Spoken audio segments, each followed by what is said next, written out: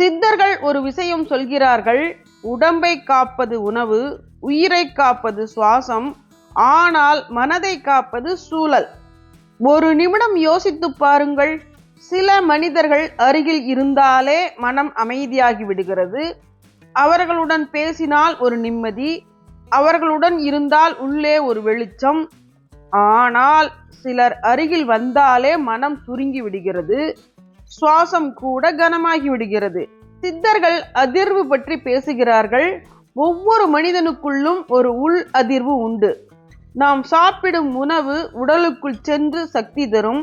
அதே மாதிரி நாம் பழகும் மனிதர்களின் எண்ணங்கள், அவர்களின் அதிர்வுகள் நம்முள் நுழைந்து மனநிலையை மாற்றும். ஏனென்றால் மன நிறைவில்லாத மனிதர்களின் அருகில் இருந்தால் அவர்களின் குழப்பம் நம்முள்ளும் பரவும். எப்போதும் கோபம் கொண்டவர்கள், பொறாமை கொண்டவர்கள், ஒப்பீடு செய்பவர்கள், அமைதியில்லாத சிந்தனை கொண்டவர்கள், இந்த குணங்கள் அவர்களுக்கு மட்டும் தீங்கு இழைப்பதில்லை, அவர்களின் அருகில் இருப்பவர்களுக்கும் அது தாக்கம் கொடுக்கும். அதுதான் உடலுக்குள் மன அழுத்த ஹார்மோன்கள் சுரக்க காரணம். அன்பான மனிதர்கள் எப்படி இருப்பார்கள் தெரியுமா?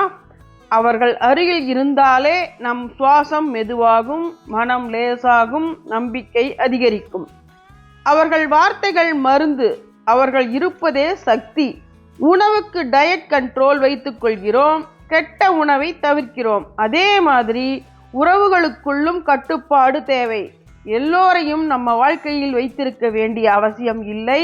அன்பில்லாத இடத்தில் இருந்து விலகுவது பலவீனம் இல்லை, அது தன்னம்பிக்கை. அது உயிர் சக்தியை காப்பது, அது ஆன்மீக அறிவு.